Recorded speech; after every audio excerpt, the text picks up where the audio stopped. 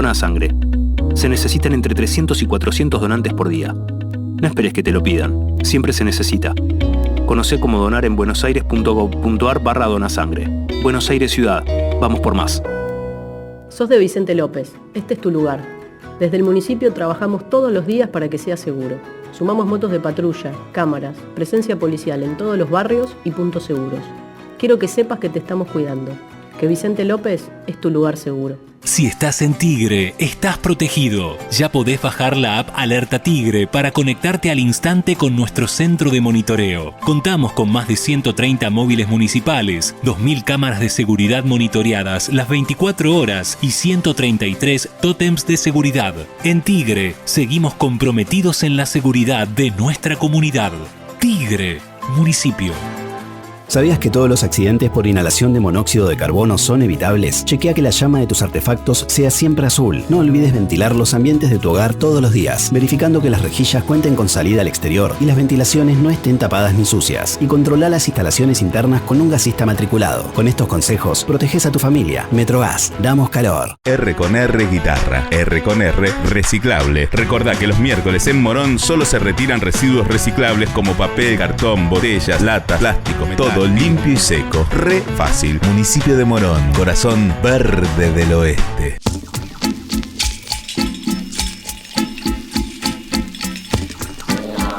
Hola, hey, ¿cómo están? Ya empezamos el Factor Mario. Siempre temprano acá con los pajaritos. Antes eran dinosaurios, ahora son pajaritos. Esto evoluciona. Bueno, acá no evolucionamos mucho, más bien involucionamos, lo que se diga, vamos para atrás. No tenemos manera de enmascarar nuestra decadencia. Pero, en fin, se trata de vivir. Es nuestro lugar, estamos aquí y aquí están las cosas.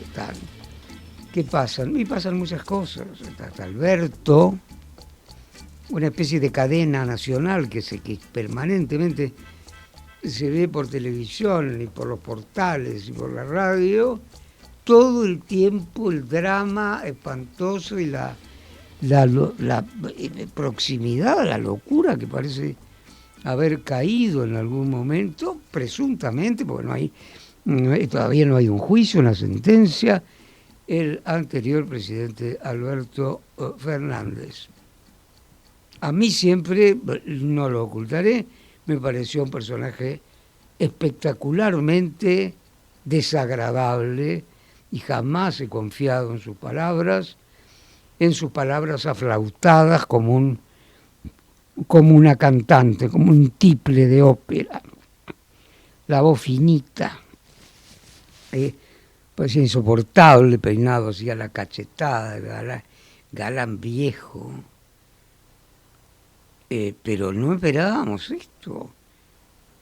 Lo que presuntamente ocurre es tan evidente que lo ponemos presunto porque hay que imponerlo. Algún día tenemos que evitar condenar antes de la condena. Veremos. Todo parece. ¿Qué querés que te diga? Pero también es un hecho político. Es un hecho político cuyos resultados se van a prolongar durante muchísimo tiempo de manera muy decisiva y muy dramáticos, y muy dramáticamente. Esto nos ocupa. Nos ocupan tantas cosas, digo, por seleccionar un poco aquello, ¿no? En los Juegos Olímpicos hicimos algo, nuestra modestia.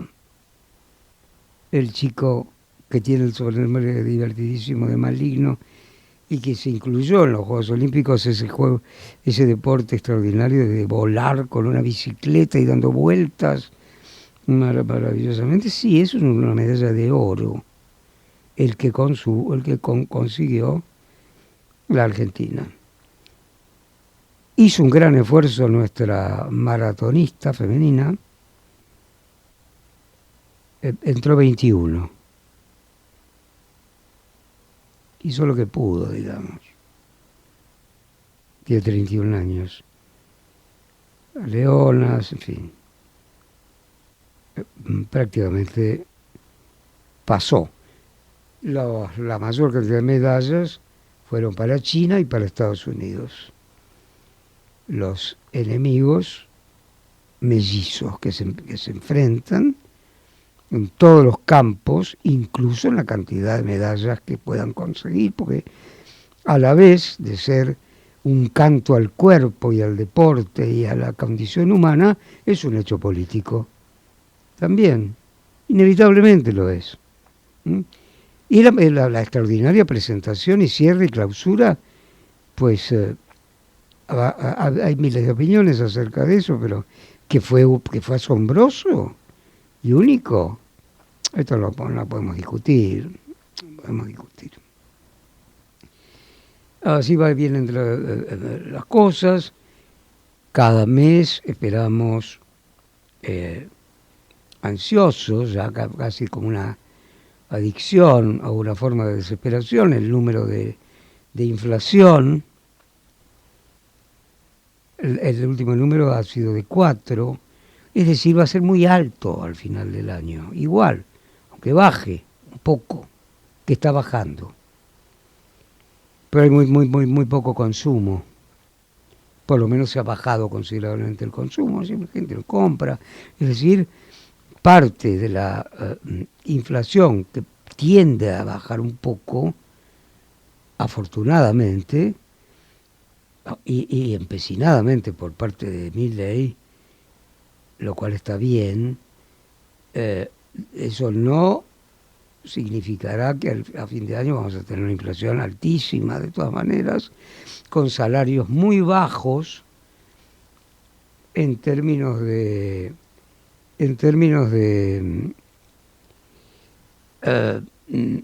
comparación, una economía que se mueve en dólares, pero nosotros recibimos pesos. Algunos ganan mucho, la mayoría pierde. Es una vieja historia. Pero bueno, ¿qué te diré? Te diré Paul McCartney. Es también una leyenda viviente, con sus mitos fantasmagóricos. Hay quienes afirman que no es verdaderamente el Beatle, sino que Paul McCartney habría hace mucho habría también reemplazado por un tipo igual, y todas esas leyendas y disparates que se surjan con las teorías conspirativas. Llegará dentro de poco a la Argentina, donde siempre es naturalmente muy bien recibido, y nosotros vamos a escucharlo en una extraordinaria canción que no tiene que ver con los Beatles, no está compuesto por los Beatles, sino fue un encargo para la saga y serie de James Bond, Live and Let Die, es decir, viví y deja morir. Siempre lo incluye, siempre incluye a Paul McCartney en sus conciertos, con un enorme éxito, y no tiene que ver con el repertorio de los Beatles, pero no importa, es formidable. Van a ver, ya lo sabemos, pero lo vamos a escuchar de nuevo. ¿Qué te parece? Paul McCartney, Live and Let Die.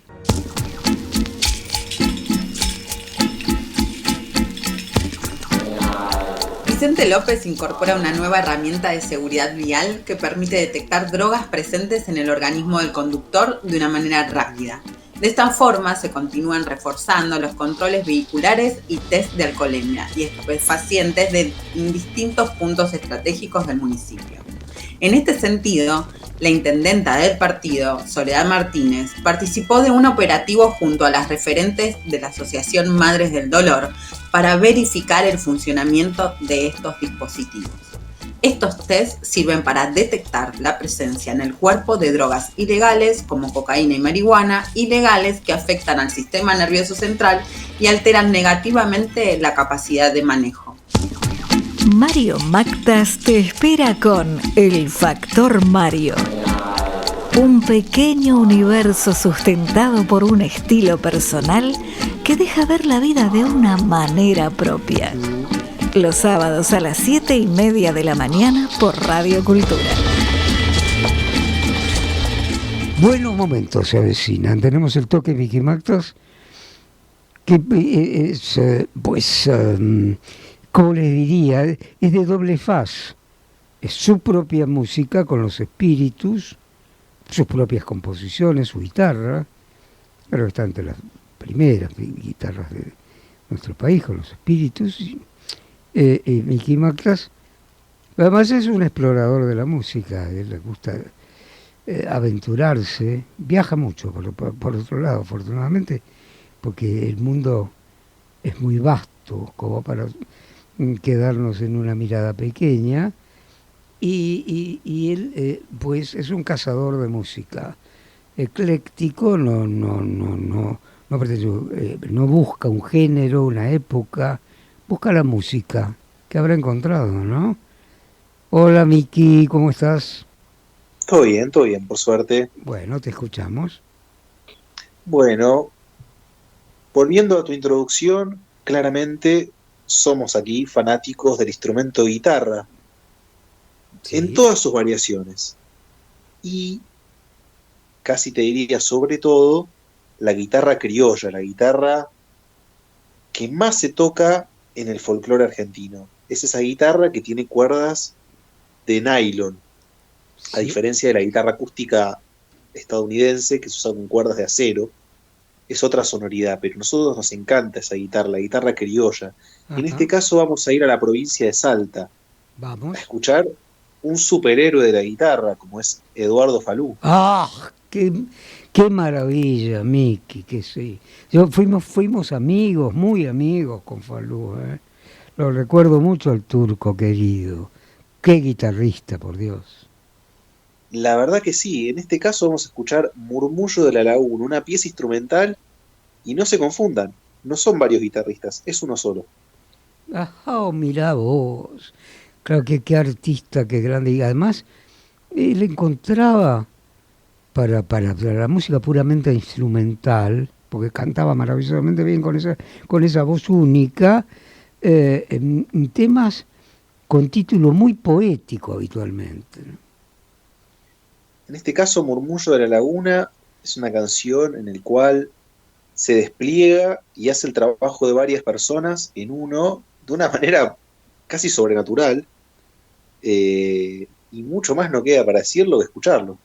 No, claro, por favor, cuanto antes, Miki Mactas.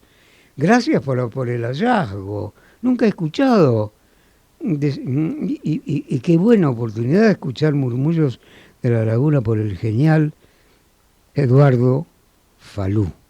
¿Vamos a ello, Miki? Vamos a ello. Vamos. Croque Madame. Hay varios Croque Madame en la ciudad creados por el mismo y genial constructor de algo que es al mismo tiempo un gran restaurante y un lugar de una gran belleza, extraordinario, como reviviese la Belle Époque, pero con el toque ya tecnológico, porque el tiempo ha cambiado. Pero allí, donde vamos nosotros, a Pereira, Lucena y Libertador, allí cruzando el Automóvil Club sobre el Libertador, pegado e integrado al Museo de Arte Moderno, hay una gran jardín adoquinado y en herradura, probablemente los carruajes entraban por allí al Palacio Errázuriz, que es contiguo, árboles centenarios, olivos maravillosos, gigantescos, una fuente de gran belleza, una gente preciosa y cantarina. Pues podés estar al aire libre, o si te toca un día un poco de de incomodidad con el clima. Muchas veces muchas personas se quedan de todos modos, abrigan un poco y se quedan afuera igual, pero adentro es muy, muy lindo, muy, muy bonito. Croque Madame es una verdadera creación, no se lo pierdan.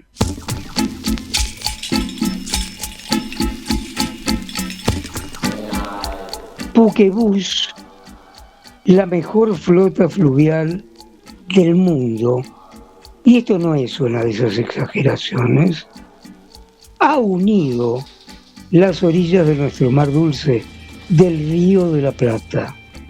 De esta manera lo ha hecho como nunca. Pues sí, se iba, se venía, eran planetas desconocidos, pero la geopolítica, la amistad, el comercio, los negocios, la felicidad, la euforia, la puntualidad, la ecología ha modificado por completo todo. Buquebus es un hecho histórico.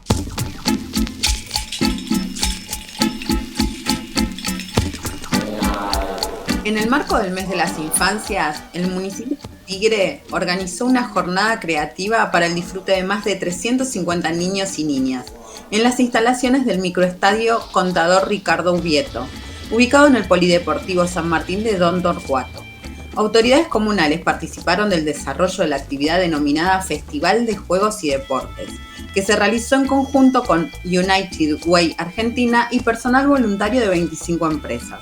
La propuesta, que tuvo como finalidad resaltar la importancia de lo lúdico y el deporte, contó con la presencia de niños y niñas que asisten a los centros educativos complementarios, la Lechería, Nuestra Señora de Guadalupe y Nuestra Señora de la Paz. Durante el encuentro disfrutaron shows de circo, música, actividades lúdicas y un stand de la Escuela Municipal de Ajedrez. Además, recibieron desayuno, almuerzo y merienda.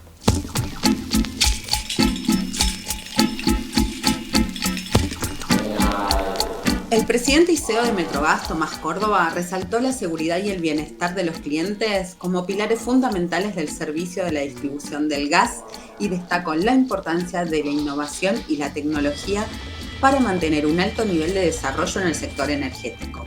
Durante el evento Energía Capítulo 2, organizado por el diario La Nación, en el que compartió con otros líderes de la industria su visión sobre el rol clave del gas natural en la matriz energética, Córdoba explicó que Metrogas presta un servicio de manera continua y confiable y que pone a la seguridad del cliente como prioridad. Si hay un corte en el suministro de gas, es porque estamos cuidando al cliente, porque la realidad es que los cortes se realizan por una cuestión de seguridad, que es nuestra principal preocupación, dijo el presidente de la empresa. Respecto al desarrollo de gas en Vaca Muerta, Córdoba explicó que la compañía que preside es parte del eslabón final de la cadena, que es la distribución a los hogares, a las estaciones de servicio o a empresas de la Ciudad Autónoma de Buenos Aires y en 11 partidos del sur del conurbano bonaerense. Es muy necesario que haya una producción que se mantenga y que crezca para que nosotros podamos distribuir de manera continua y confiable. Nuestra visión es sumarnos en todo lo que sean inversiones en materia de eficiencia e inversiones de modernización que ayuden en el último eslabón. Que esa eficiencia se traduzca en mejoras para las personas, un contacto eficiente o en reducir nuestros tiempos de atención, aseguró Córdoba, quien preside la mayor empresa de distribución de gas del país con unos 2.500.000 clientes. UAD es más que una universidad. Es vivir una experiencia única de aprendizaje. Es tu tiempo de vivir. UAD Experience. Momentos sumamente atractivos e interesantes, porque ha aceptado conversar con nosotros Ignacio Zuleta Puceiro. Zuleta es un gran periodista, ya lo sabemos. Lo vemos como columnista de Clarín y lo vemos desde hace 1000 años, siempre a partir no solo del hecho actual, real y del momento, que es la grandeza del periodismo bien hecho, sino también de una robusta cultura que pertenece a la sociología, a la historia, a la filosofía, etcétera. Eso ya no hay más. Ignacio, ¿cómo estás? Bien, yo te quiero aclarar que yo vengo de la poesía, yo soy de la literatura. Mi origen es... Como yo poeta. estudié literatura. Como poeta. No, como que yo era profesor de literatura, soy un lector, yo sé leer y escribir. Y como vos, he buscado el lugar donde mejor es más rentable cultivar y explotar esa rudimentaria habilidad que es leer y escribir. Vos pertenecés al mismo. Si no hemos ganado la vida con el sudor de nuestra lengua y el sudor de nuestra pluma. Cortados por el mismo molde, por supuesto. La literatura y la manera de sobrevivir de alguna manera y con el periodismo. Y no lo hemos hecho tan bochornosamente, en tu caso brillantemente, pero... No, vos has agregado la literatura de ficción, que es otra grandeza y ya ese es un arte superior. Por eso me he tragado toda la colección Minotauro, creado por Paco Porrúa hace tantos años. ¿Sabés que acaba de aparecer un libro que acabo de leer? Lo compré el fin de semana en la Feria del Libro, la Feria de Editores, que es una feria muy interesante que se hace ahí en Chacarita, que es una feria de editores independientes, no de los grandes grupos. Ha salido un libro, ha salido una biografía de Paco Porrúa muy, muy divertida, donde cuenta toda la historia de él, de Minotauro, de cómo se hizo, más bien una especie de historia del publishing, de cómo se creó la colección. Qué libro. Tiene realmente, es muy, muy atractiva. Aclaremos. Yo no soy un lector como vos de ciencia ficción, pero me interesó mucho y me la devoré en una noche. Claro, no, sí. Aclaremos que Paco Porrúa fue un editor, el editor principal de la editorial sudamericana, quien aceptó editar 100 años de soledad luego de 20 rechazos en distintas editoriales importantísimos del mundo. 20 rechazos. Bueno, y fue el que descubrió para la lengua española a Tolkien, a Ray Bradbury, y está muy descrito, porque se ve que el autor, que es un profesor, un investigador de La Plata, de la Universidad de La Plata, ha tenido acceso al archivo, entonces es muy interesante la correspondencia que él tiene, por ejemplo, con Cortázar cuando están preparando Rayuela. Y eso es una novela divertidísima, la verdad que vale la pena ese libro. Sí, este libro queda recomendado, desde luego. ¿Cuál es el título? El camino un par de pasos y te digo, pero sigamos conversando. Bueno, pues no importa. Importa, pero me lo podés decir después. Paco Porrúa, editor exquisito, un poco colérico, un poco... Sí, yo no lo conocí, pero por la biografía dicen que era un tipo muy cascarrabia. Compartimos pueblo en Sitges, y de vez en cuando... Exacto, él se fue a vivir a Sitges. Yo me acordé de vos, cuando leí ese capítulo, dije, ahí vivía Magda. Sí, por eso se hizo famoso Sitges, porque yo vivía ahí. Y compartíamos bar con Porrúa, en silencio prácticamente, a la inglesa, pero bebíamos bastante, un poco censurable en este aspecto, pero siempre salía algo encantador. El libro se llama Minotauro, una odisea de Paco Porrúa, y lo escribe un profesor que se llama Martín Castañet. No me lo perderé, gracias por... Minotauro se llama. Acaba de aparecer porque es un libro que ha salido este mes. Qué lindo. Y se lee en una noche, porque es un libro, además muy bien hecho, porque recorre toda la historia del catálogo de Minotauro. La verdad que vale la pena mirarlo. Verlo. Gracias, Ignacio Zuleta, inicialmente por nuestra conversación con esta recomendación espléndida.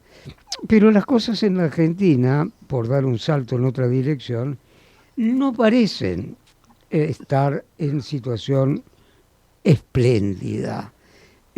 Tenemos una serie de dificultades y se asegura, casi por un coro de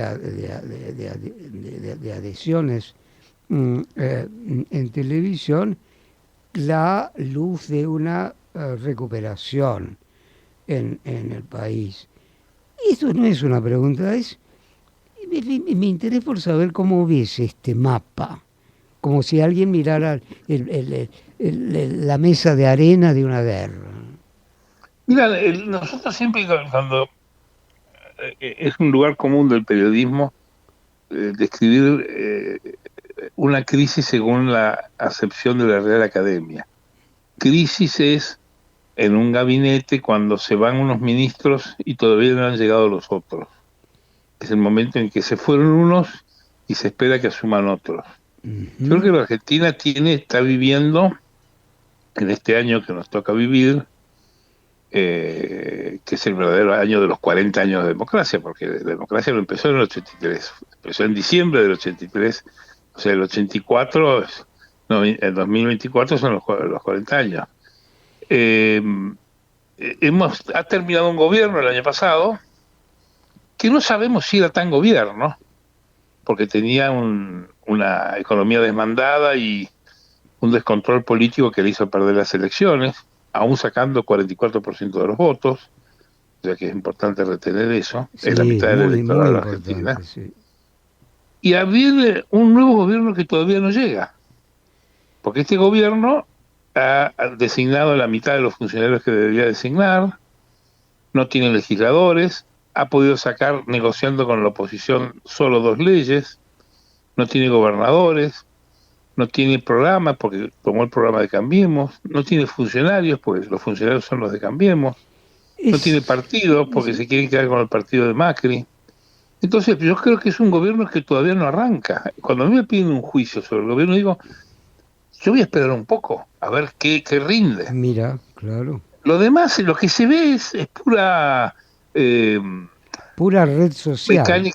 Mecánica económica, o sea, que baja la inflación o los indicadores. Bueno, si vos producís un fenómeno de recesión, de paralización de la economía, de congelamiento de la actividad, no se pagan las deudas que tiene el Estado con las compañías que construyen caminos, se le baja el sueldo a los jubilados, se congelan los sueldos, y vos producís un enfriamiento de la economía, la inflación te va a bajar. Entonces, para mí eso no es ni un plan económico, es como decir, no voy a comerme 2 huevos fritos, voy a comer uno solo. Pero eso no es un plan nutricional. Entonces yo espero que hagamos de esta crisis, ¿no? Que se termine de ir el gobierno que estaba, cosa que no ocurre, porque este gobierno tiene a Daniel Scioli y a Guillermo Franco, que eran notorios funcionarios del gobierno de Alberto Fernández, y no se han ido, sino que siguen, y todavía no llegan los otros. Porque vos no sabés si el que gobierna es Milei, o es Patricia Bullrich, o Macri, o Caputo, que es de Macri. O sea, hay una ensalada de crisis. Yo diría que es una crisis, una hipercrisis.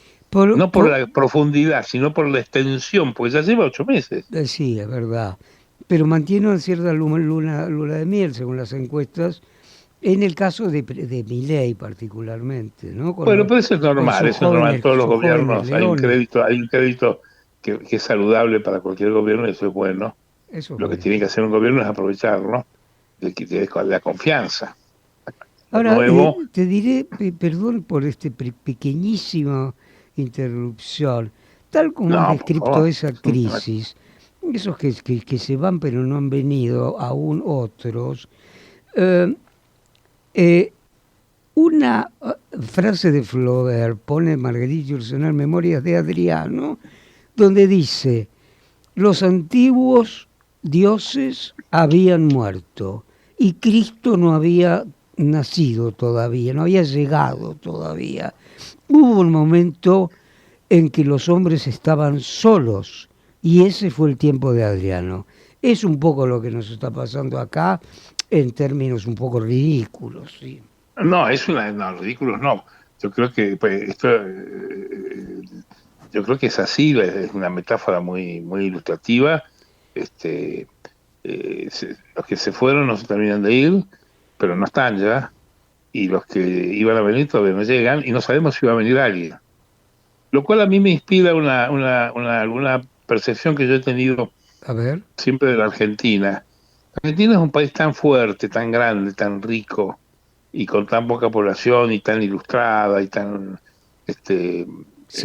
ambiciosa, e inclusive aspiracional.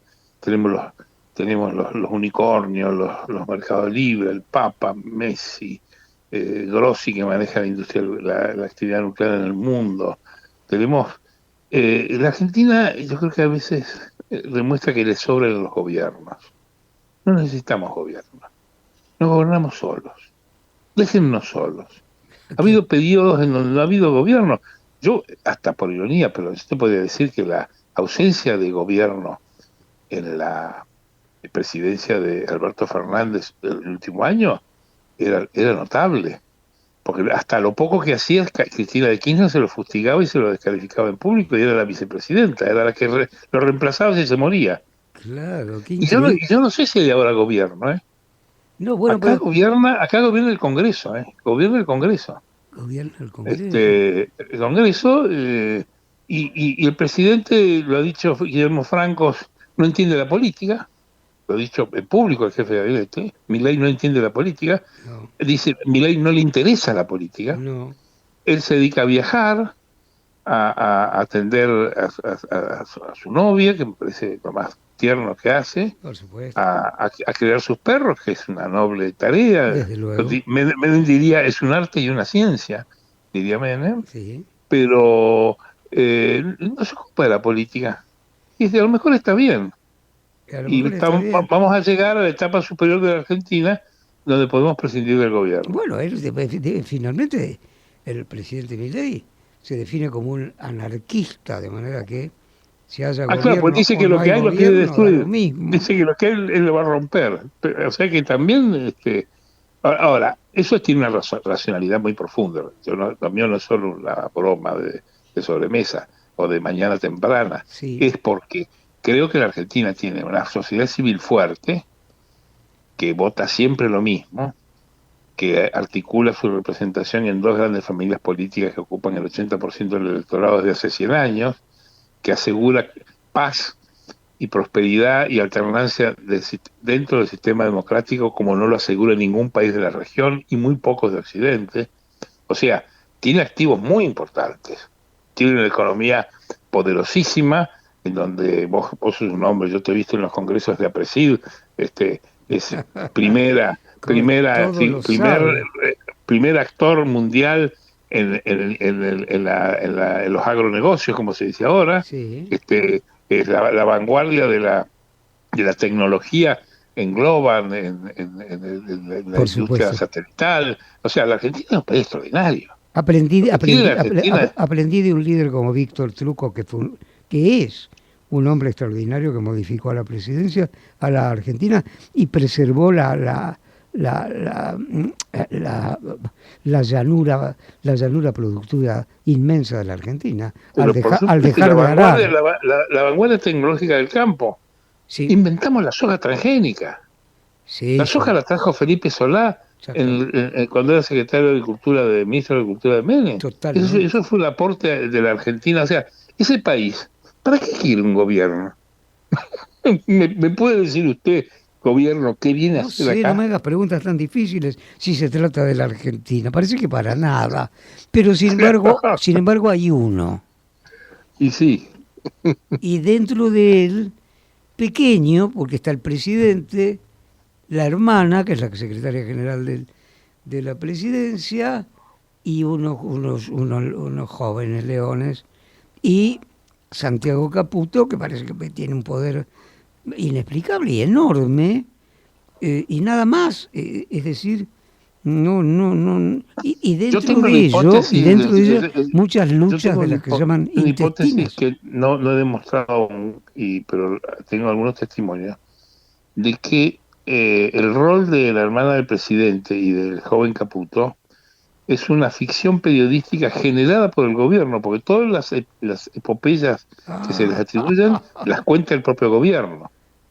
Claro. O sea, nadie vio nada, nadie puede probar que hay un hecho importante de la realidad política argentina, del gobierno de Milei, que surge por acción u omisión de la tarea de la señora Karina Milei y del señor Santiago Caputo. Es una ficción explicativa. Es una ficción explicativa que el gobierno apela o porque no quiere explicar o porque quiere ocultar cómo se deciden las cosas. Para mí son como era Antonio de la Rúa con Fernando de la Rúa. o como era Adriana de Viola con Menem, o el soldado Chamamé con Menem. Eran cortesanos a los cuales se les atribuían grandes poderes y que en realidad eran intermediarios, eran pantallas para entretener al público, porque es muy muy entretenido de que la hermana del presidente sea más importante que el presidente. Muy buena jugada, si claro, se y da, es un señor Caputo darse, que no se sabe si terminó el secundario, que dice que gobierna el mundo y que todo el mundo le obedece. Yo, la verdad, no he visto a ningún político importante de la Argentina hacerle caso nada de lo que esa gente dice o hace. O sea, nadie me lo ha podido demostrar. Qué conversación fantástica. Los desafío, los espero en la Plaza de Mayo, sin sobre todo. Es maravilloso. Es Ignacio Zuleta, es decir, un pensamiento propio y una mirada inteligencia, acerada sobre las cosas. Pero tal como lo queda descrito implacablemente, pues no da para ponerse a bailar esto. No, obviamente la Argentina tiene problemas muy graves, tiene problemas de certidumbre, que es lo más importante, la certidumbre.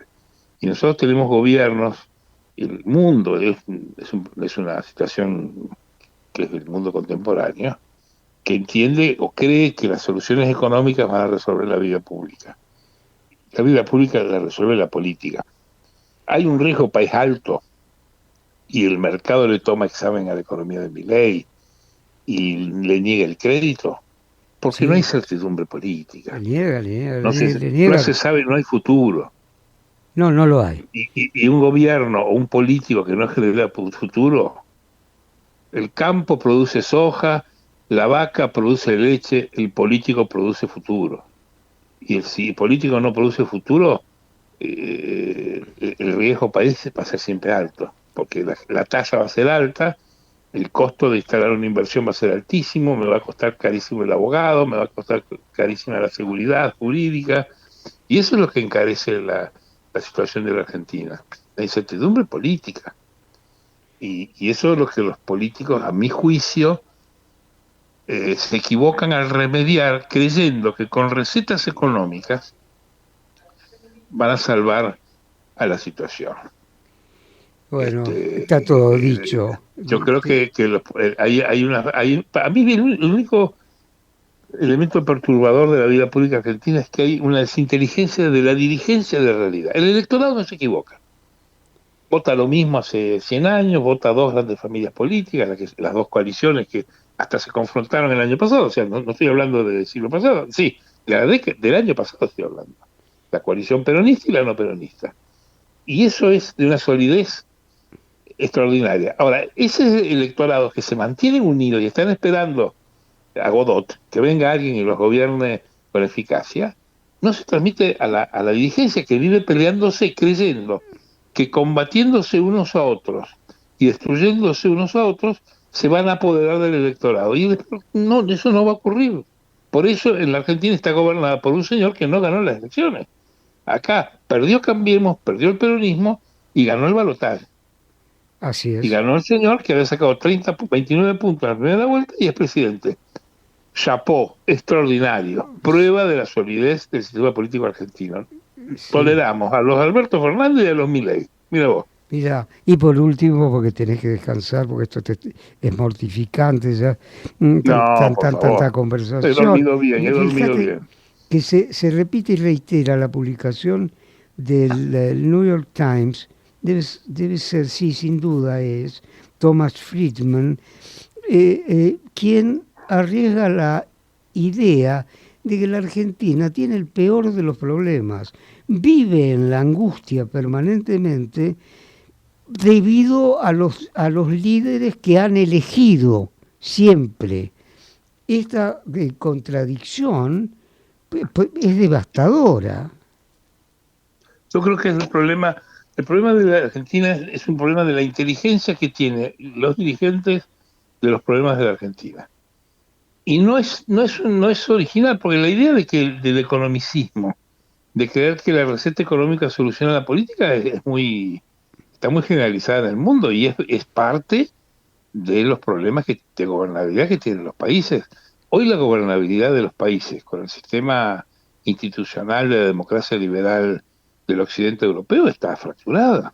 Sí. No hay país que no tenga lío. Mira Chile, mira Brasil, saca a Argentina, saca a Uruguay, saca forzosamente Inglaterra, que alternó gobiernos con cierta paz, aunque no nos olvidemos que la primer ministro May duró 17 días. Fue un desastre. Sí, y o sea, no nos olvidemos quizás que el alcalde de Londres es musulmán y ese problema despunta como un conflicto muy serio y creciente. Bueno, pero esos son problemas que a lo mejor son, digamos, más difíciles, más profundos de resolver, porque tienen que ver con la integración social profunda de esos países. Pero Sí. si vas al instrumento de gobierno... No, tenés razón, sí, absolutamente. Sí, Trump dice que solo acepta resultados electorales donde él gana.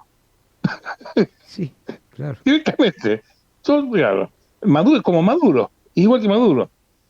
Yo gané. No, pero mire que acá dicen que no gané. No, yo gané. España, vos que sos un vecino de Sitges, ha seguido la saga del señor Puigdemont, que Sí. clandestino la semana pasada está volteando el gobierno de Sánchez y está haciendo peligrar la gobernabilidad de Ila en el Parlamento catalán. Está demoliendo desde la clandestinidad, desde el pueblo de Waterloo, mirá vos el lugar que se eligió para vivir en Bélgica. Desde Waterloo está masacrando el gobierno de España. Un señor que está clandestino hace 7 años, perseguido por la justicia. O sea, es insólito, España, por Dios. Es insólito, sí. Que fue el imperio donde no se ponía el sol, de Felipe II y de Carlos V. Sí.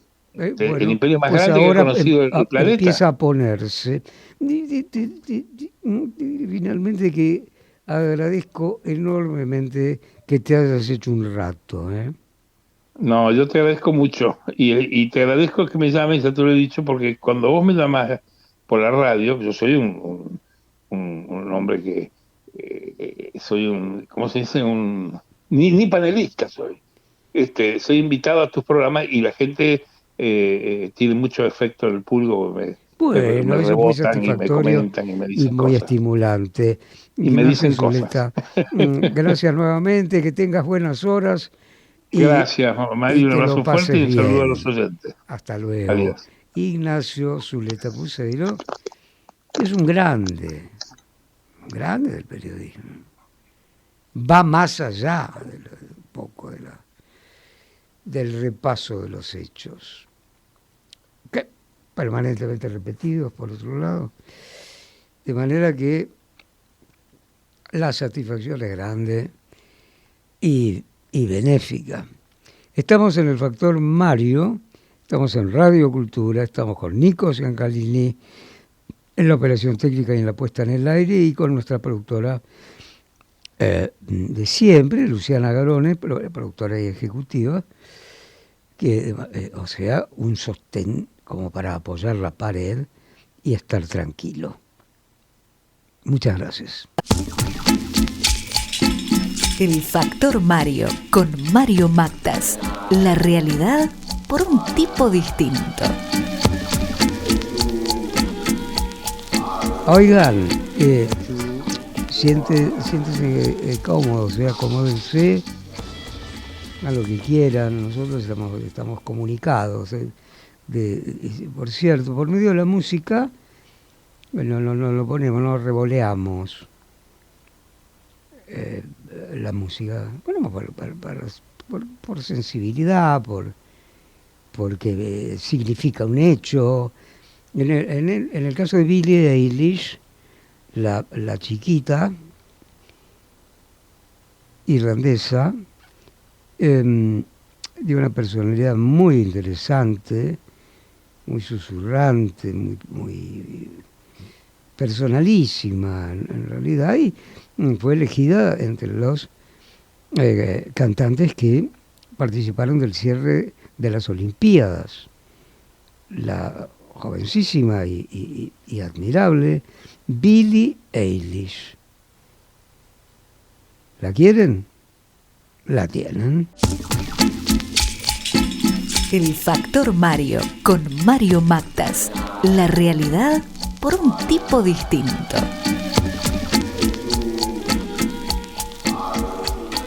Bueno, atención. Vamos, va él principalmente a hablar de cine con una voz muy autorizada, como es Leonardo Despósito, quien él no solo es un erudito, sino también un teórico, un docente, un examinador del fenómeno del cine en nuestras vidas, y como se aproxima, si es que ya no está en marcha, un formidable curso y revisión del mítico director John Ford,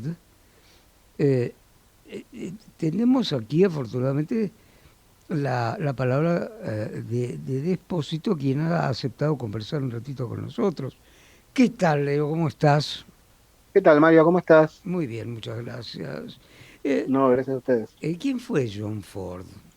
Mirá, John Ford es el más grande, o sea, es el más grande realizador de cine que tuvo la historia, y para mí es uno de los tipos más influyentes en la historia del cine, no solo porque hizo películas extraordinarias, sino porque además con esas películas extraordinarias hizo varias cosas, quiero decir, ¿Qué cosa?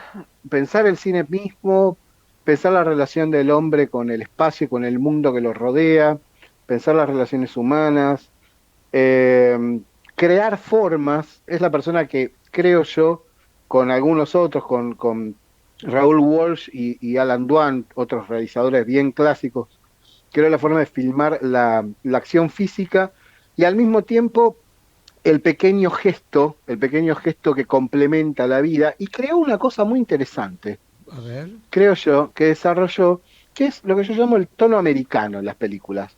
Porque viste que las películas norteamericanas, incluso el más grande de los melodramas, qué sé yo, Dios sabe cuánto amé, o Sí, Imitación de la vida, etcétera, sí. siempre incluyen, o Vértigo, ponele, siempre incluyen algo de humor.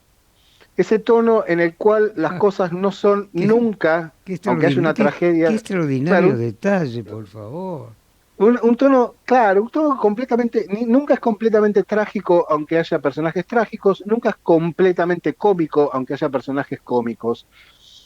Ford sistematizó esa mirada sobre el mundo y sobre, creo que es lo más, digamos, lo más vivaz de la utopía americana, que esa cosa de que nada es completamente ni trágico ni cómico, nada es completamente feliz ni infeliz. Entonces encontrar ese punto medio y transformarlo en un tono que hace que el espectador se meta siempre en sus películas, Sí. es, creo yo, el hallazgo más importante. Aunque Ford tiene como, digamos, si vos querés analizarlo, podés analizar millones de cosas. Su posición política respecto del mundo. O sea, el cine de Ford es un cine de aventura, un cine de comedia, un cine de romance, Sí. pero sobre todo es un cine político. Es algo que siempre se soslaya cuando se habla de él, porque todo el mundo cree que A ver, pero John Ford, entremos en ese terreno entonces. claro, porque todo el mundo cree que John Ford lo único que hizo fueron westerns. John Ford tiene una carrera de Sí, yo 150 y pico de es lo películas. único que creo yo, por ejemplo. Claro, John Ford tiene una carrera de 150 y pico de películas, de las cuales poco menos de 60 hizo en el sonoro. ¿M? Y de esas películas que hizo en el sonoro, a lo sumo, con mucha suerte, porque algunos que son dramas de la guerra civil, una docena son la quinta parte son western.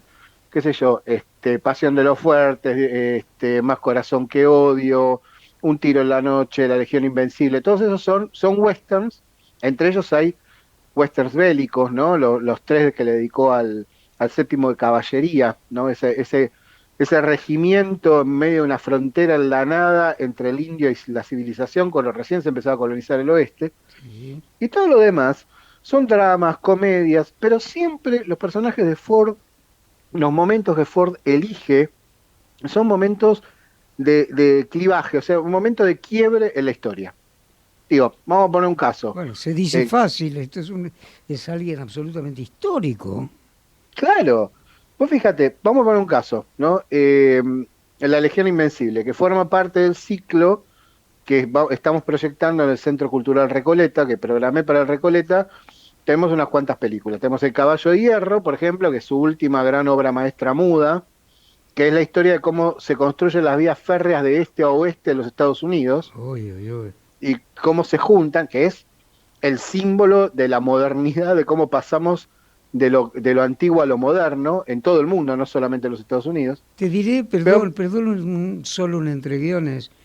Es como el canto eléctrico de Walt Whitman, el despertar de los Estados Unidos. Exactamente. Bueno, Ford es un cronista de ese despertar, pero también, ojo, es un cronista del desencanto de la utopía americana. Ah. Las dos cosas al mismo tiempo. O sea, te pongo un caso. Sí. El ciclo lo vamos a cerrar con la que para mí es la mejor película de la historia, que es Un tiro en la noche, el hombre que mató a Liberty Balance. La he visto hace poco, sí. Es una obra maestra. Con Lee Marvin, ¿no? Lee Marvin, James Stewart, John Wayne y Vera Miles. Sí, no, me acuerdo por lo de Lee Marvin porque es mi actor predilecto. Claro, que es el que hace de este famoso Liberty Balance. Sí. Es la historia de todo un flashback, o sea, es un senador que llega a un pueblito ya civilizado en el oeste y cuenta cómo fue cuando él llegó a ese pueblito que no estaba civilizado y cómo él llevó las leyes, llevó la educación, etcétera, un pueblo que tenía dos fuerzas contrapuestas. Un matón, que era un patotero, el famoso Liberty Balance, que es el personaje de Lee Marvin, Sí. que imponía las reglas a sueldo de los dueños de la tierra, ¿no? Por eso también es político, esos no se ven, los verdaderos villanos nunca se ven. Y un caballero de fortuna, un pistolero bueno, que es John Wayne. Y él dice, bueno, no, el salvaje oeste no puede ser estas fuerzas, es establecer la ley. Y toda la historia cómo se pasa de lo que es el gran tema de América, y no solo de los Estados Unidos, de toda América, que es la dicotomía entre civilización y barbarie. A través de la historia de cómo un tipo casi que no sabía manejar un arma termina matando a este matón, ¿no? Matón y propietario también de las cosas. Claro, eran los dueños de la vida de ese pueblito donde la ley no había llegado nunca. La ley era un papel así. Qué belleza, qué extraordinario. Estamos hablando con Leonardo Despósito acerca del cine mismo, John Ford, este personaje casi irreal y legendario, según Leo Despósito, el más grande director de cine de todos los tiempos. Obvio. Claro, esa película, que también es una película sobre el periodismo, es cómo se construye el mito del oeste, cómo se transmitieron los mitos, digamos, las leyendas, y qué verdad había detrás. Entonces la utopía americana triunfó, estableció la ley, la educación, el orden, y eso está también en otra de las películas que proyectamos, que es Resplandece el Sol, que transcurre en un pueblito de Kentucky, del sur de los Estados Unidos, y está también en La Legión Invencible, que es la historia de un puesto de frontera en la guerra contra el indio. Digamos, en todas estas películas siempre hay un punto en el cual vos tenés un mundo antiguo que está a punto de cambiar. ¿Y qué es lo que ese mundo antiguo le otorga a la civilización nueva? ¿Y qué es lo que la civilización nueva deja de lado? Entre ellas personas también deja de lado. Claro. El hombre, vamos a pasar también, por ejemplo, una película que no es un western, que es El hombre quieto, que es uno de los... Pasamos dos, El delator y El hombre quieto, no son westerns. No, pero es también con John Wayne, creo, ¿no? Claro, El hombre quieto es la historia de un boxeador irlandés que vuelve a los Estados Unidos por X razón, que se descubre a lo largo de la película, a su pueblito en Irlanda, donde la vida es muy tradicional y llena de reglas muy tradicionales, y se enamora apasionadamente de una mujer grande, soltera, con la que se casa. Y cómo se trata de adaptar eso, cómo el tipo que viene de América, que era la cuna de la modernidad, se vuelve a adaptar a un mundo más tradicional. Que es una comedia romántica, si vos querés, es una comedia de costumbres. Es uno de los Oscars que tiene Ford. Ford tiene 4 Oscars, entre ellos El delator, que la vamos a pasar, y el otro es otro de ellos es por El hombre quieto, Nunca ganó por westerns, vos fíjate. Mira. Sí, todo el mundo cree bueno, nada, el gran director de western, que efectivamente él estabilizó esa, por eso decía, es político, ese género que es la historia de cómo, repito, la civilización se le impone a la barbarie, no solo la barbarie de los indios, estamos hablando de la barbarie de los caballeros de fortuna, que cuando termina la guerra de secesión van a hacer cualquier cosa a un lugar todavía inhóspito, donde había mucha riqueza, pero que todavía está inexplorado e inexplotado. ¿Cómo se establece la ley? Por eso te digo que es un Qué cine muy extraordinario, por favor. John Ford, esto te gustará. Yo lo vi a John Ford en el Hotel Danieli de Venecia. Ajá. No hablé, que nada, que yo estaba ahí en la pileta con el parche en el ojo y me produjo una emoción hace 50 años, o mucho más, no me acuerdo. Y me contaron de quién se trataba, ¿no? Era el festival. Claro, no, era... Tal vez fuera jurado, no sé. Claro, aparte de un tipo, hay una cosa muy divertida en Ford. Ford, cuando vos le preguntabas, cuando Peter Bogdanovich, gran director de cine, gran teórico y gran crítico también, le hace todo un libro sobre él, lo trata de entrevistar, y Ford, nada, respondía casi con monosílabos, era muy parco y muy hosco ante los entrevistadores. Pero cuando le pregunta, le dice, bueno, ¿a usted qué le gusta? No, a mí lo que me gusta es la comedia.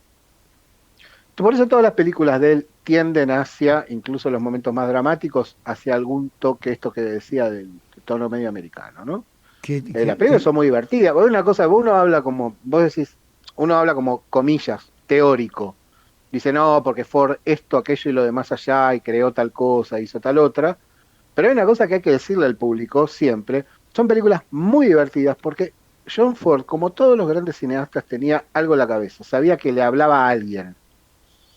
Y los grandes cineastas son los que sincronizan muy bien su hacer con lo que piensa el público. Bueno, se llama arte, la obra y el contemplador. Claro, pero no son esos cineastas, hay que no son despreciables para nada, hay grandes maestros así, que se hablan a sí mismos y muestran lo que piensan y dicen, bueno, ustedes verán qué hago con esto. No. Entiendo. Los cineastas populares, digamos, y el término yo te diría como un blasón, más que como un denuesto como se suele usar, los cineastas populares lo que hacen es sintonizar con su público. Él trabajaba, Ford, como Hawks, como Hitchcock, como Minelli, como Douglas Sirk, etcétera, trabajaba en un sistema que producía películas como chorizos. Y había artesanos hábiles que no tenían una mirada propia sobre el mundo, y otros que sí, pero usaban esas herramientas. Decían, bueno, hay que darle una comedia a la gente. Bueno, vamos a hacer El hombre quieto. La voy a hacer como me parezca a mí. Aparte, un tipo tiene 1000 anécdotas, un gran borracho, un gran mujeriego, todas esas cosas. Sí. Muy desencantado después, porque él fue una cosa... Hay dos cosas importantísimas en la historia de Ford. Él fue uno de los que fue a filmar, los primeros que fue a filmar con rasgo de capitán, a registrar la Segunda Guerra Mundial. Pero cuando se hace el juicio de Nuremberg y se pasan todos los registros de los campos de concentración y los campos de exterminio en el juicio, que lo filmó George Stevens. Stevens había sido un tipo que hacía comedia, cuando vuelve de la guerra tan traumado no puede volver a hacer una comedia en su vida. Pero hay un papel, hay un documento que se muestra en la película, eso está en Netflix incluso, campos de concentración nazis. Uh-huh. Es muda, es nada, son registros documentales, son documentos. Está firmado por dice, estas imágenes no han sido alteradas, estas imágenes son reales, bla, bla, bla, toda la declaración de autenticidad de las imágenes está firmada por el señor John Ford, que seleccionó todo el material que sirvió como acta de acusación a los nazis en el juicio de Nuremberg, algo de lo cual me parece que cada vez más nos tenemos que acordar de lo que pasó. Yo creo que sí, porque amenaza con el olvido. Amenaza con el olvido y peor, amenaza con el regreso. Y amenaza con renacer, claro. Sí, exactamente. Así que, bueno, eso es muy importante. Por eso te digo, Ford es un tipo, casi te diría, el historiador crítico del paso de la modernidad, de lo clásico a lo moderno, del mundo antiguo al mundo moderno. Y no era un tipo, digamos, las películas no son pesimistas para nada, por eso digo, son muy divertidas, tienen mucha comedia, todas, incluso la más dramática, como el Delator. Hay mucha aventura, hay mucha épica. La épica es la del chiquito contra el grande, ¿no? Hay mucha épica, todo eso. Fue la construcción de una nación, pero una nación que representaba valores completamente nuevos, valores que no existían. Bueno, ahí el hombre que mató a Liberty Balance, como mencionabas, se trata precisamente de eso, de David contra Goliat, ¿no?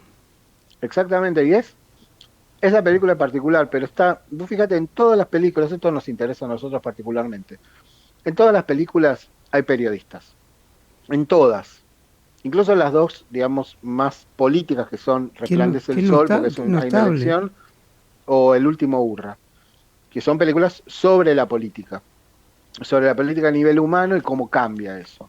Siempre hay periodistas. Y siempre la pregunta es, ¿qué se registra y cómo?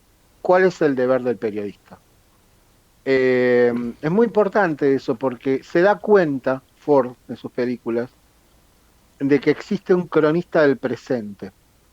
Que eso es una profesión nueva, es algo que trae la modernidad también. Increíble. El periodista, si bien el periodismo se ejerce desde el siglo XVIII, ponele, el periodista es el cronista del presente. La tecnología le permite estar al día con el presente y no ser más un historiador, ver cómo fue el pasado y cómo funcionó, sino decir las cosas como son en el momento y qué elige contar y cómo. Eso está perfecto en Liberty Balance, ¿no? La película que termina con la frase "este es el oeste, señor", cuando la leyenda se vuelve un hecho, imprima la leyenda. Sí. Eso me parece que es clave. Esto sí, eso es inmortal y es primordial. Sí, a mí me parece que es... Porque para algo sirve la leyenda. O sea, el mito esconde una verdad, o no la esconde, estiliza, mejor dicho, una verdad. Y Ford lo tenía muy claro eso. Qué bueno. Bueno, ¿y por qué, finalmente, para dejarte en paz, por qué John Ford se convirtió en ese artista descomunal, el más grande de la historia, capaz de conectar incluso no solo de su propia expresión, angustia o metafísico, ponele como Bergman, sino también con el apetito de los espectadores y demás, y darse cuenta de cómo iban a coincidir? ¿Qué hacía antes? ¿Cómo fue su biografía? Mira, Ford es un tipo que es hijo, él dijo que había nacido en Irlanda, en realidad nació en los Estados Unidos, pero se reivindica tres cosas, básicamente, o dos importantes: irlandés, por nacimiento y tradición, y católico. Cuál es bastante interesante la mirada de los católicos y de los judíos, que son minoría en los Estados Unidos, que son los que formaron Hollywood. Hollywood lo formaron los católicos y los judíos en mayoría, ¿no? Que traían una tradición diferente de la que era el protestantismo, más la mirada protestante. No estoy hablando exclusivamente de religión o de creencias mitológicas, sino la mirada protestante pragmática de los Estados Unidos. Estos no eran pragmáticos. Los católicos y los judíos no son pragmáticos en el sentido filosófico del término. Claro. Sino más pensar en otra cosa. Ford era primero eso. El tipo había hecho teatro, era un gran lector de Dickens y de Shakespeare. Se nota la huella, pues Dickens también era el tipo que incluso en una gran novela trágica como Casa Desolada incluye la comedia, ¿no? Sí. Ese tono me parece que, como Griffith, Ford lo sacó de Dickens, que Griffith era otro gran lector de Dickens. Eso en primer lugar. Y después era alguien, y esto es importantísimo de tener en cuenta para cualquiera que quiera entender cómo es el cine, que se formó, él no estudió cine, porque no existía estudiar cine. Estudiar cine es algo que apareció en los años 60, 50, 60. Claro. Se formó en los estudios. Primero fue extra, fue doble de riesgo. ¿También? Fue doble de riesgo. Fue operador de segunda unidad.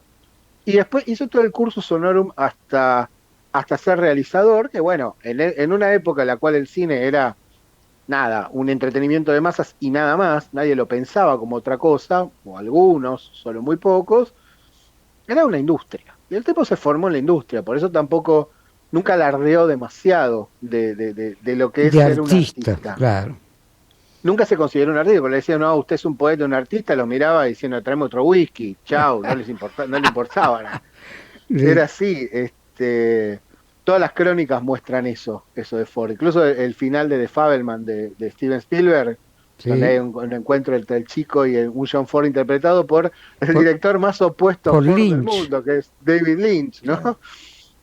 Se lo ve ahí, es una personificación muy parecida, ¿no? Hosco, pragmático en el hacer, ¿no? Esa cosa de dónde está el horizonte, qué es lo que hay que hacer en una imagen, cómo se define una imagen, para qué es lo interesante, que hay que interesar a alguien.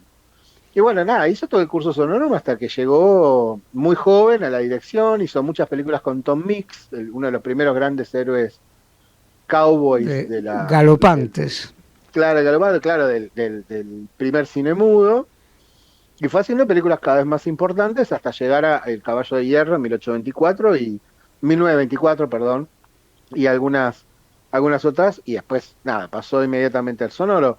Ya, y se pasó toda la vida en el cine, fue a la guerra, fue a la Segunda Guerra Mundial, como te dije, registró. De ahí en adelante su obra se vuelve bastante más desencantada por lo que ve en los campos de batalla. Él registró sobre todo la guerra del Pacífico. Él filmó la batalla de Midway. La batalla de Midway lo hirieron, de hecho. Tuvo una herida y no fue una herida simple. Se volvió un poco más desencantado a partir de ahí, o en sus películas más gozosas, digamos, qué sé yo, La Taberna del Irlandés o Mogambo, eran una especie de celebración de la vida, de la pareja, del amor y de los placeres, y en otras películas era mucho más amargo, que yo, Alas de Águila, El hombre que mató a Liberty Balance, El ocaso de los Cheyennes, etcétera. Eso cambia mucho. Más Corazón que Odio, ni hablar. Más Corazón que Odio en el año 55, 10 años después de terminar la guerra. Así que me parece que hay ahí un cambio muy importante. Muy importante. Nada, desgraciadamente se murió en la medida de los 70, cuando todavía podía filmar. O sea, Hawks, él, George Cukor, William Wyler, digamos, Hollywood los olvidó. Dijo, bueno, ya están grandes y podían seguir filmando. La última película de Ford es extraordinaria, que es 7 mujeres. Una película que toda feminista debería de ver, absolutamente, pues un canto feminista absoluto. No tuvo nada, la destruyó la crítica, nadie la fue a ver, y sin embargo es una obra maestra. Si alguien la puede encontrar, porque casi no hay copias de esa película, debería verla. Leonardo Despósito, la verdad que estos minutos valen y han valido y perdurarán un buen rato en la memoria de quienes nos están escuchando acerca de John Ford, como un hecho memorable, satisfactorio, y la idea de que, bueno, se puede hablar de verdad en lugar de necedades acerca de alguien y de una obra y de un personaje, de algo que produce un entusiasmo inmediato. Estamos muy agradecidos por eso. No, yo les agradezco a ustedes. Es hermoso hablar de estas cosas. Nada. Hay que hablar más de estas cosas y menos de lo que todos los días nos hace pinchar el asiento. Hay que luchar contra la estupidez que avanza. Bueno, muchísimas gracias, Leo. Gracias a vos, Mario. Un abrazo grande. Hasta pronto, Leonardo Despósito. Si alguien entiende el cine, no ponerle una estrella, 2 estrellas, 3 estrellas, no. Una síntesis, a ver qué vamos a ver. Que también lo puede hacer, por supuesto, pero la grandeza del hecho cine, hay que ir a buscar a Leonardo Despósito. Estamos en el Factor Mario con Nico Giancarlini en la operación técnica y en la puesta en el aire, y también con nuestra legendaria productora Luciana Garone, productora ejecutiva y general. ¿Cómo andan por aquí? Bueno, está bien, pónganse cómodos. No da para una unanimidad. A veces estamos bien, a veces más o menos, y otros, qué sé yo, ya sabemos. No, es sinuoso el camino. Pero este rato modesto por lo menos vamos a tratar de que sea agradable, como mínimo.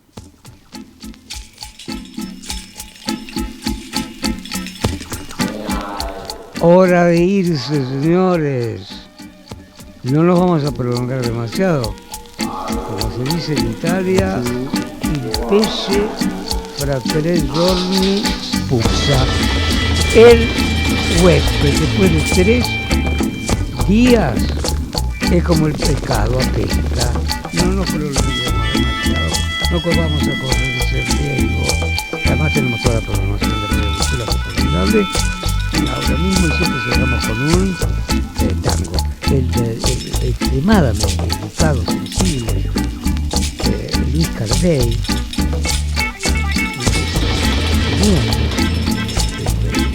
la vive, pero tenía siempre un culto, un grupo, relativamente grande, de escuchar su estilo y sus tangos, porque siempre cerramos con un tango. La voz chiquita, bonita, sensible, expresiva de Luis Cardey, como 2 extraños. ¡Chao! Dona sangre. Se necesitan entre 300 y 400 donantes por día. No esperes que te lo pidan. Siempre se necesita. Conocé cómo donar en buenosaires.gov.ar/donasangre. Buenos Aires Ciudad. Vamos por más. Sos de Vicente López. Este es tu lugar. Desde el municipio trabajamos todos los días para que sea seguro. Sumamos motos de patrulla, cámaras, presencia policial en todos los barrios y puntos seguros.